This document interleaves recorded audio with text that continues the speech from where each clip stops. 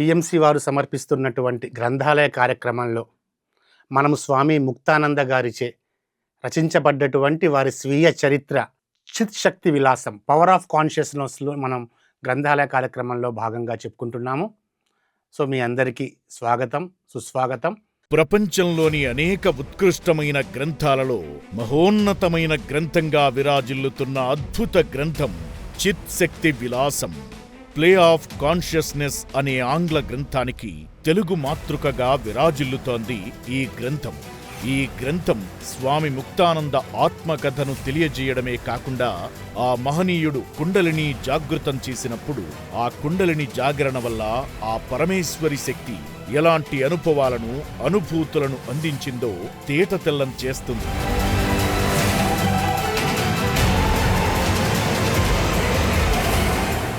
సాధారణంగా కుండలిని జాగృతమైన తరువాత అందరూ సమాధి స్థితికి వెళతారు. కానీ సమాధి స్థితిని కూడా ఒక సాక్షిగా చూసి దానిని విపులంగా వర్ణించిన అద్భుత పుస్తకమిది. కుండలిని జాగృతం వల్ల ఆ పరమేశ్వరి శక్తి దాని యొక్క స్థూల, సూక్ష్మ, కారణ, మహాకారణ శరీరాలలో ఎలాంటి అద్భుతాలు చేసి చైతన్య స్థితికి తీసుకెళ్లి అద్భుతాలను ఆవిష్కరిస్తుందో విశదీకరించిన ఈ గ్రంథం నేడు గ్రంథరాజాలలో ఒకటిగా విరాజిల్లుతోంది. స్వామి ముక్తానంద అనుభవాల సారాన్నంతటినీ క్రోడీకరించిన ఈ అద్భుత గ్రంథం నేటి గ్రంథాలయం కార్యక్రమంలో మీకోసం. మనం ఈరోజు 21వ ఎపిసోడ్లో ఉన్నాము. గత 20 ఎపిసోడ్లలో మనం స్వామి ముక్తానంద గారు ఏ విధంగా వారి గురువుని ఆరాధించి సిద్ధయోగంలో భాగంగా ఆ చిత్ శక్తిని వారు ఎలా జాగృతం చేసుకున్నారు, ఆ చిత్ శక్తి జాగృతం కావడం వలన వారి శారీరక, మానసిక, బౌద్ధిక, ఆత్మస్థాయిలో జరిగినటువంటి ఆ సంభవాలు, ఆ మార్పులని వారు ఎలా రిసీవ్ చేసుకున్నారు, తద్వారా వారు ఒక విధంగా అనుభవించినటువంటి అనుభూతుల సారాంశం మొత్తాన్ని కూడా మనం చెప్పుకున్నామండి గత 20 ఎపిసోడ్లలో. ఇప్పటి నుంచి రాబోయే ఎపిసోడ్స్లో చాలా చాలా చాలా క్రూషియల్ పాయింట్స్ మనం చెప్పుకుంటాము. సో ఇంతవరకు వారి యొక్క శరీరంలో, మనస్సులో, బుద్ధిలో ఏవైతే అనుభవాలని వారు అనుభవించారో అవన్నీ కూడా వారు సవివరంగా మనకి తెలియచేశారు. మనం అంతకుముందు చెప్పుకున్నట్లుగా ఇది వారి చేత వారి యొక్క స్వీయ అనుభవాల యొక్క గ్రంథరాజం ఇది. అంటే స్వామి ముక్తానంద గారిలో ఆ చిత్ శక్తి, ఆ పారమేశ్వరి కుండలిని జాగృతమైనప్పుడు వారి యొక్క వివిధ స్థాయిలలో, వారి యొక్క 7 శరీరాలలో, వారి యొక్క చైతన్య తలాలలో జరిగినటువంటి మార్పుల గురించి లేదా జరిగినటువంటి అనుభూతుల గురించి, ఆ అనుభూతుల్ని వారు ఎలా ఎదుర్కొన్నారు, ఏమేం సందేహాలు కలిగాయి, ఆ సందేహాలు ఎవరెవరిని సంప్రదించి తీసుకున్నారు, వారి యొక్క నిర్ణయాలు తీసుకున్నారు, ఇవన్నీ కూడా మనం చెప్పుకుంటూ వచ్చాము. ఇప్పటి నుంచి చాలా క్రూషియల్ ఎపిసోడ్స్ ఏంటంటే వారి యొక్క ఆత్మిక స్థాయిలో, అంటే ఏవైతే షట్ చక్రాలు మన సుషుమ్నలో కుండలిని జాగృతంలో భాగంగా ఉంటాయో, మూలాధారము, స్వాధిష్టానము, మణిపూరకము, అనాహతము, విశుద్ధము, ఆజ్ఞ, సహస్రార స్థితిగా చెప్పుకుంటాం. ఈ 7 చక్రాలలో లేదా 6 చక్రాలు, 7వది చైతన్య స్థితిగా మనం చెప్పుకుంటూ ఉంటాము. ఈ 6 చక్రాలలో వారి యొక్క ధ్యానం స్థిమితమైనప్పుడు వారికి కలిగినటువంటి అనుభవాలు, అంటే మూలాధారంలో ధ్యానం స్థితమైనప్పుడు ఏం జరిగింది, స్వాధిష్టానంలో ధ్యానం స్థితమైనప్పుడు ఏం జరిగింది, అలా ప్రతి ఒక్క చక్రంలో ధ్యానం స్థితమైనప్పుడు ఆయన ఒక్కొక్క చక్రాన్ని దాటుకుంటూ వెళ్తూ ఉంటారు చాలా వివరణగా. ఎందుకంటే మనం అంతకుముందు ఎన్నోసార్లు చెప్పుకున్నాం ఈ ఎపిసోడ్స్లో, this is the one and only book. ఇది ఒకే ఒక్క గ్రంథం అండి. ఎంతోమంది మహాయోగులు కుండలిని జాగృతమైనప్పుడు సమాధి స్థితిలోకి వెళ్తారు, కానీ వారికి కలిగినటువంటి ఆ అనుభవాల దొంతర ఏదైతే ఉందో దాన్ని వాళ్ళు వివరించలేరు. కానీ వీరు గురువుగారైనటువంటి నిత్యానందుల వారి ఆదేశానుసారం వీరు చెబుతుంటే వారి యొక్క శిష్యులు నోట్ చేస్తూ ఉంటారు. అలాగే ఒక్క శిష్యుడు మాత్రమే కాదండి, ఎంతో ప్రముఖమైన శిష్యులు వీరు ఉంటారు. ఒక్కొక్క చక్రానికి వీరు వివరిస్తూ ఉంటే వారు అలా చెబుతూ ఉంటే నోట్ చేస్తూ ఉంటారు. అలా ఏర్పడ్డదే ద ప్లే ఆఫ్ కాన్షియస్నెస్. ఈ చిత్ శక్తి విలాసం అనేటువంటి గ్రంథరాజం. సో మనకి గత ఎపిసోడ్లో మనం చెప్పుకున్నట్లుగా వీరు ధ్యాన స్థితిలో నిమగ్నమైనప్పుడు ఏమవుతుంది, వారి అంతరంగంలో ఒక నగ్న స్త్రీ దర్శనమిస్తుంది. దాంట్లో వారు చాలా భీతిల్లిపోయి, ఏంటి ఒక స్త్రీ నగ్నంగా నా అంతరంలో నాకు దర్శనం ఇవ్వడమా, నేనేమన్నా పొరపాటు చేస్తున్నానా, నా సిద్ధ విద్యలో ఏదైనా జరగకూడనటువంటి తప్పు జరుగుతుందా అని చెప్పి ఎంతో బాధపడిపోయి ఆశ్రమాన్ని విడిచిపెట్టి సైతం ఆయన సుదూర ప్రాంతానికి వెళ్తూ ఉన్నప్పుడు వారు అమితంగా ప్రేమించేటువంటి ఒకానొక అవధూత జిప్రు అన్నా గారు వారికి ఎదురుపడతారు. ఎదురుపడ్డప్పుడు వీరు సిగ్గుతో వారికి వచ్చినటువంటి అనుభవాన్ని వారు చెప్తారు.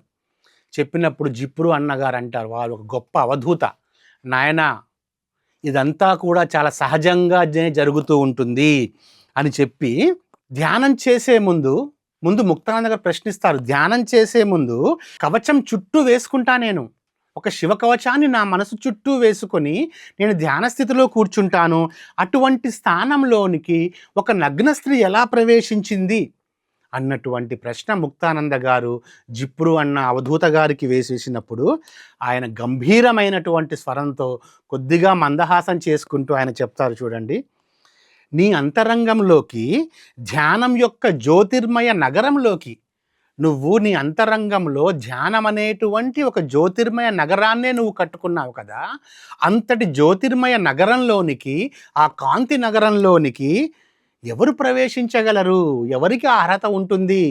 స్వామి, సాక్షాత్తు నీ లోపల ప్రవేశించింది భగవతి చిత్ శక్తి, అంటే సాక్షాత్తు పారమేశ్వరీ దేవే నీ అంతరంగంలోనికి ప్రవేశించింది. కానీ నువ్వు గుర్తించలేకపోయావు. ఎందుకంటే నువ్వు ఎంతసేపటికి నగ్నత్వాన్నే చూస్తున్నావు, కానీ నగ్నమేముంది, వస్త్రధారణ ఏముంది? ఆ భగవతి అన్ని రూపాలను దర్శిస్తుంది. స్త్రీ గురించి నీకున్నటువంటి అభిప్రాయం వలన నువ్వు భ్రాంతిలో పడ్డావు, కానీ భగవతి అన్ని రూపాలను ధరిస్తుంది. ఎప్పుడైతే నీకు అలా నగ్న స్త్రీ దర్శనమిచ్చిందో నువ్వు వెంటనే ఆ చిత్ శక్తి, భగవతి చిత్ శక్తి స్ఫురణకు వచ్చి అలా నువ్వు చూడాల్సి ఉంది. అప్పుడు నీకు అసలైనటువంటి సత్యం బోధపడేది.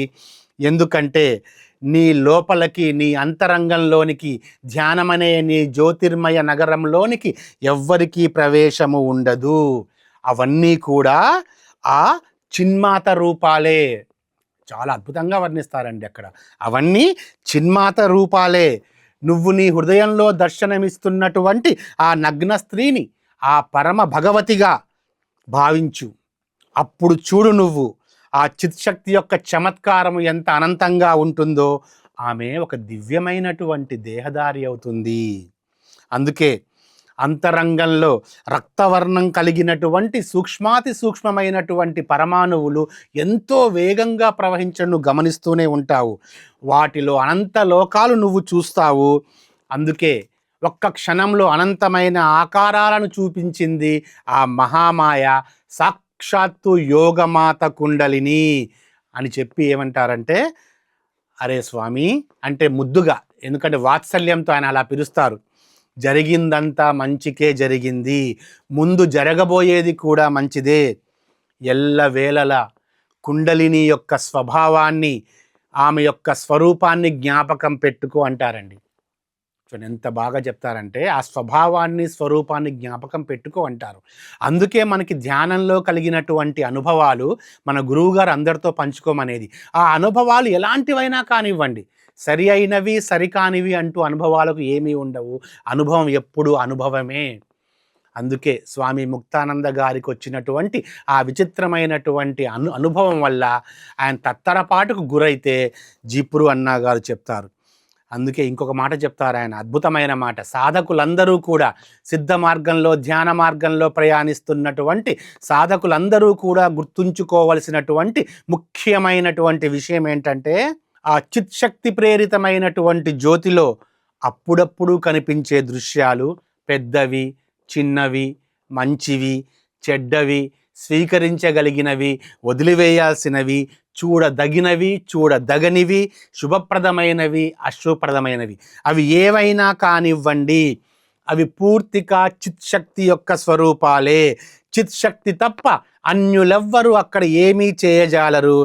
అందుకే నీ దృష్టిలో, నీ మానవ నైజపు దృష్టిలో అవి ఎలాంటి క్రియలైనా సరే అవన్నీ కూడా ఆ భగవతి చిన్మాత యొక్క క్రియలే అని చెప్పగానే స్వామి ముక్తానంద గారు సురేశ్వరుడి యొక్క పాదాలకు నమస్కరిస్తారు.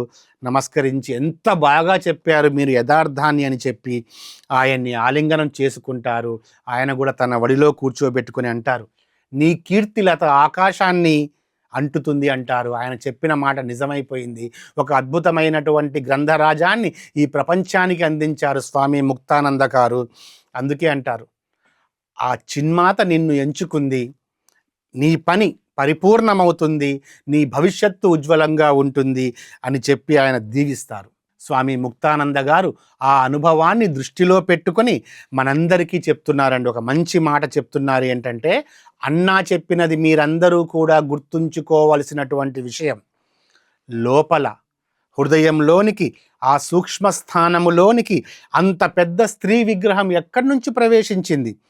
మంత్రతంత్రాలతో దిగ్బంధనం చేసినటువంటి ఈ కవచము లోపలికి ఒక సాధారణ స్త్రీ ప్రవేశించగలదా? మనకి జిప్రు అన్నగారు చెప్పినటువంటిది అద్భుతమైన విషయం. చిద్రూపిణి అయినటువంటి కుండలిని ఉదయించిన వెంటనే, ఇది మీరందరూ గుర్తుపెట్టుకోవాలి. కుండలిని జాగృత సాధన చేస్తున్నటువంటి ప్రతి ఒక్క సాధకుడు గుర్తుంచుకోవాల్సినటువంటి విషయం ఏంటంటే, కుండలిని ఉదయించిన వెంటనే రక్తజ్యోతిలో, మనం రక్తవర్ణ జ్యోతి అని చెప్పుకున్నాం. మొదటగా రక్తేశ్వరిగా దర్శనమిస్తుంది కదా. ఈ రక్తవర్ణపు జ్యోతిలో నీకు అన్నీ దర్శనమిస్తాయి, నీకు సమస్తము దర్శనమిస్తుంది. చూడదగినదా, చూడదగనిదా, శుభమా అశుభమా, వీటితో వేటితో సంబంధం లేకుండా అన్నీ దర్శనమిస్తాయి. అందుకే గుర్తుంచుకోండి సాధకులారా, హృదయంలో అత్యంత సూక్ష్మమైనటువంటి స్థానం ఒకటి ఉంది. ఆ స్థానంలో కుండలిని తప్ప అన్యులెవ్వరూ కూడా ప్రవేశించలేరు. అందుకే నీకు ఉన్నవి, నీకు దర్శనమిస్తున్నవి, నీకు జరుగుతున్నటువంటి క్రియలన్నింటికీ కూడా ఆ పారమేశ్వరి చిన్మాత యొక్క ప్రసాదంగా భావించండి, జరిగినవన్నీ మంచికే అని చెప్పి ఆయన సాధకులకి ఈ సందేశాన్ని అందిస్తున్నారు. అందుకే కుండల్ని జాగృతం చేసుకున్నటువంటి సాధకులందరం కూడా మనం గుర్తుపెట్టుకోవాల్సినటువంటి విషయం ఇది. ఆ తరువాత స్వామి ముక్తానంద గారు ఎంతో ఆనందంగా జిప్రు అన్న దగ్గర నుంచి మళ్ళీ నాగదిలోని తన ఆశ్రమానికి విచ్చేస్తారు. సాధన చాలా శ్రద్ధగా చేస్తూ ఉంటారు. ధ్యానం బాగా జరుగుతూ ఉంటుంది. ఆయన చేసిన సాధన అంతా ధ్యాన సాధన అండి. ఆ ధ్యాన సాధనలో కుండలిని మాతని ఆయన దర్శనం చేసుకుంటూ ఉంటుంటారు. ఆ ఎర్రటి జ్యోతి మధ్యలో, రక్తేశ్వరి అని చెప్పుకున్నాం కదా మనం, ఆ ఎర్రటి జ్యోతి మధ్యలో తనకి ప్రస్తుతం ఏం కనబడుతూ వస్తుంది అంటే, ధ్యానంలో ఒక పొడవైన గులాబ్ జామున్ ఆకారంలో ఒక తెల్లటి వర్తులాకారం కనిపించేది తనకి. అలా ధ్యాన స్థితిలో కూర్చొని ఉన్నప్పుడు రక్తేశ్వరి రక్తవర్ణపు వలయం దర్శనమిచ్చేది. ఆ రక్తవర్ణపు వలయంలో తెల్లటి వర్తులాకారం కనిపించేది. ఆ తెల్లటి వర్తులాకారం అంతకుముందు అటు ఇటుగా గజిబిజిగా ఉండేవి, ఏవేవో రూపాలు కనిపించేవని చెప్పుకున్నాం కదా. ఈసారి జిప్రు అన్నాని కలిసి వచ్చిన తరువాత ఆ తెల్లటి వర్తులాకారం అనేది చాలా స్థిరంగా కనిపిస్తూ వచ్చింది. అందుకే ఆ 8 జానల రక్తేశ్వరి మధ్యలో అంగుష్టమంత శ్వేత జ్యోతి కనిపించసాగింది. తన యొక్క సాధనలో తాను మరొక మెట్టు ఎక్కారు. మొదటిగా రక్తేశ్వరి దర్శనం ఇచ్చింది కదా, ఆ రక్తేశ్వరిలో అంతర్భాగంగా వర్తులాకారంలో తెల్లటి జ్యోతి అంగుష్టమంతా శ్వేతవర్ణపు జ్యోతి దర్శనమిచ్చేది. దీని చుట్టూ ఎర్రటి జ్యోతి ఉండేది.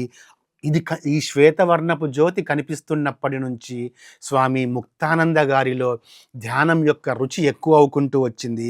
అందుకే ఇప్పటి నుంచి, ఈ క్షణం నుంచి ఆయన ధ్యానంలో ఏది కనిపించినా సరే అండి, తను ఆ చిత్శక్తి పరమేశ్వరిగానే భావించేవాడు, ఆ పరమ కుండలిని మాతగానే భావించేవాడు.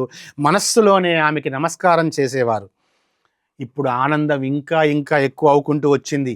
ఆ ఆనందంలో నృత్యం చేయాలన్నటువంటి కోరిక కూడా తనకి ఎక్కువ అవుకుంటూ వస్తుంది. ఇప్పుడు బాహ్య క్రియలు కూడా ఎక్కువ అవుకుంటూ వస్తాయి.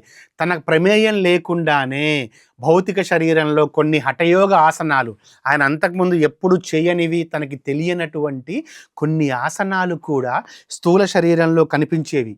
వాటిని హఠయోగ ముద్రలు అంటాం. ఆ హఠయోగ ముద్రలు, హఠయోగ ఆసనాలు అనేవి కూడా తనకు కనిపిస్తూ వచ్చాయి. అంటే ఇప్పుడు తన యొక్క పరిస్థితి ఎలా ఉంది, ఇదంతా మనం చాలా కీలకంగా అర్థం చేసుకోవాలి మై డియర్ ఫ్రెండ్స్. ఎందుకంటే ఈ సాధన చేస్తున్నప్పుడు కూడా మనకి కలిగేటువంటి అనుభవాలకి ఒక డిక్షనరీ లాంటిదన్నమాట ఇది మనకి. ఎర్రటి ప్రకాశం మధ్యలో స్వర్ణాకాశపు మహా తేజస్సు, మధ్యలో రజతాకాశపు శుభ్రమైనటువంటి తేజస్సు. అంటే తనకి ఇప్పుడు ఏం సంభవించింది అంటే అంతఃచక్షువు లభించింది. థర్డ్ ఐ ఓపెన్ అయింది మాస్టర్స్. తన యొక్క అంతఃచక్షువు లభించింది. తనకి అప్పటి వరకు కూడా అంతర్చక్షువు గురించి ఏమీ తెలియదు. కానీ ఇప్పుడు తనకి మొట్టమొదటిసారిగా థర్డ్ ఐ అనే తనకి ఓపెన్ అయిపోయింది. ఈ అంతర్చక్షువే ఈ 8 జానల శరీరంలో చాలా చాలా చూసేది. ఈ రక్తజ్యోతి ఎంత ఉండేది, మళ్ళీ 3.5 మూరలు ఉంకుంటూ సమిష్టి రూపంలో, వ్యష్టిగా తన లోపల 3.5 3.5 మూరలు ఉండేది. కానీ సమిష్టి రూపంలో మాత్రం తూర్పు నుంచి పడమర వరకు, ఉత్తరం నుంచి దక్షిణం వరకు, సమస్త బ్రహ్మాండం వరకు దాంట్లో ఇమిడి ఉండేది. ఇది ఒక్కసారి థర్డ్ ఐ ఓపెన్ అయిన తర్వాత స్వామి ముక్తానంద గారి యొక్క పరిస్థితి ఇప్పుడు ఎలా ఉంది అంటే, అంతకుముందు హఠయోగ ఆసనాలు తనకి కుదిరేవి కదా, ఇప్పుడు కొద్దిగా అంతగా కుదరడం లేదు. 2-3 రోజులకు ఒకసారి జరుగుతూ ఉంటాయి. అందుకని ఏం చేసేవు, ధ్యానంలో థర్డ్ ఐ ఓపెన్ అయింది కదండి. మొదటగా తనకు కనిపించింది ఏంటంటే, దేశంలో ఉన్నటువంటి పుణ్యక్షేత్రాలన్నీ కూడా కనిపించేవి. థర్డ్ ఐ విజన్స్ ద్వారా పుణ్యక్షేత్రాలన్నీ కూడా దర్శనమిచ్చేవి. అంటే రక్తవర్ణపు జ్యోతితో పాటుగా శ్వేతవర్ణపు జ్యోతి, దానితో పాటుగా అనంతమైన సర్వవ్యాపకమైనటువంటి ప్రదేశం కూడా కనిపించసాగింది. అంటే తనకి పుణ్యక్షేత్రాలు కనిపించేవి, పర్వతాల వరుసలు, పర్వతాల మధ్యలో వనాలు, ఉపవనాలు, అన్ని కొండలు, శిఖరాలు అన్నీ కనిపిస్తూ వచ్చాయి. ఆ తరువాత ఫిజికల్గా తన శరీరంలో ఏం జరిగేది అంటే, శరీరం కూడా సన్నబడ్డం ప్రారంభమైంది స్వామి గారిది.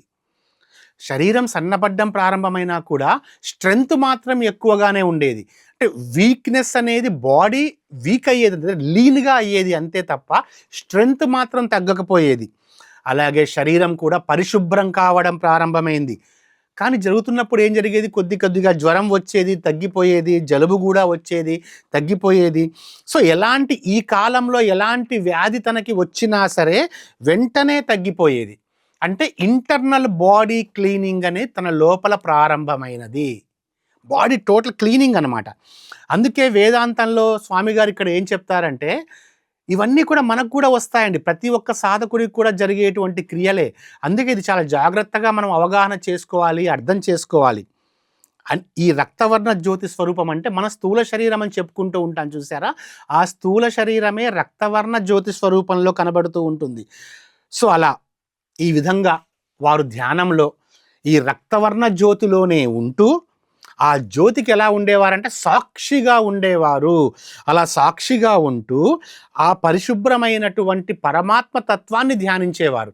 అంటే వారికి ఎగ్జాంపుల్ చెప్తారు, నేను ఒక మోటార్ కార్లో ప్రయాణం చేస్తున్నాను, కానీ నేను మోటార్ కార్ని కాదు, నేను డ్రైవింగ్ చేసే వ్యక్తిని అని ఇక్కడ చెప్తారు. అంటే తాను స్థూల శరీరాన్నే అని అర్థం చేసుకుంటూ ఆ స్థూల శరీరం ఒక సాక్షిగా ఉంటుంది. తాను స్థూల శరీరంలో ప్రయాణం చేస్తున్నాను అన్న విషయం అర్థం చేసుకుంటూ ఆ స్థూల శరీరానికి సాక్షితత్వంగా ఉంటున్నాను అన్నటువంటి ఆ భావన తనలో పెంపొందించుకుంటూ వస్తుంది. అప్పుడు తన ధ్యానానికి లక్ష్యం ఏంటండి, పరమాత్మ తత్వమే ఆ ధ్యానానికి లక్ష్యం. అందుకే ఆయన ఏమంటారంటే, మనము నిజంగా ఇది జడంగా ఉంది, ఇది చేతనంగా ఉందని చెప్పుకుంటూ వస్తాం కదా, నిజానికి జడము కానీ చేతనము కానీ వీటి అర్థము జ్ఞాన ప్రాప్తికి పూర్వం కూడా ఉంటుంది, జ్ఞాన ప్రాప్తి తర్వాత కూడా ఉంటుంది. నువ్వు ద్రష్టవి, దృశ్యాన్ని చూస్తున్నావు, కానీ ద్రష్టాదృశ్యము కూడా నీకు ఒకేలాగా ఉంటుంది.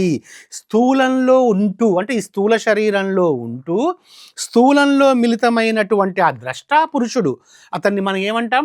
విజ్ఞాన ఆనంద బ్రహ్మగా వేదాంత శాస్త్రాలు పిలుస్తూ ఉంటాయి. ఇది మన అందరి ఆత్మ. దీనికోసం మనం స్థూల శరీరానికి సాక్షిగా ఉండాలి.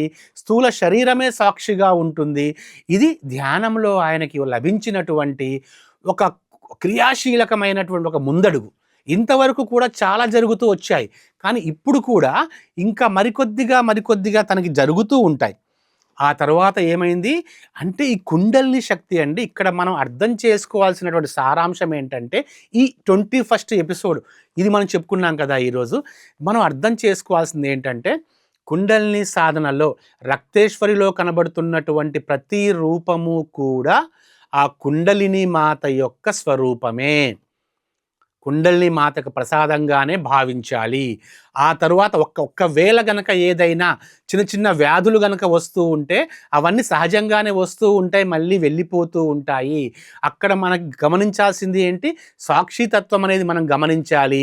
దానివల్ల ఏం జరుగుతుంది అంటే, ఇక్కడ స్వామివారు మూలాధారాన్ని, స్వాధిష్టానాన్ని ఆయన దాటి వచ్చారు. అంటే మూలాధారంలో ధ్యానం స్థితం చేసి మూలాధారం నుంచి స్వాధిష్టానం వైపుగా అయిన స్వామిగారు ఏం చేస్తారంటే మాస్టర్స్, ఒక్కొక్క స్టెప్పుని ఒక సాంప్రదాయబద్ధంగా, ఒక ప్రణాళికాబద్ధంగా ఆయన ఒకేసారి రేజింగ్లో కాకుండా పాట్ బై పాట్ అనేది ఆయన రేజింగ్లోకి తీసుకొస్తూ వస్తుంటారు కుండలిని జాగృతాన్ని. అందుకే కుండలిని శక్తి ఈ 72 కోట్ల నాడులలోనికి ప్రవేశించి రక్త ప్రసరాన్ని క్రమబద్ధం చేస్తుంది, ప్రాణవాయువుని క్రమబద్ధం చేస్తుంది, శరీరానికి కూడా కొత్త రూపుని ఇస్తుంది. అలాగే ప్రతి నిత్యం కూడా కొత్త పనుల్ని చేయించి ఏం చేస్తుంది? ఈ మేరుదండం మధ్య ఉన్నటువంటి సుషుమ్నా నాడిలోకి ప్రవేశిస్తూ చక్రాలను భేదిస్తూ తన శక్తి చేత ఏం చేస్తుంది? మన శరీరాన్ని ఆధ్యాత్మికతకి అనుకూలంగా మారుస్తుంది.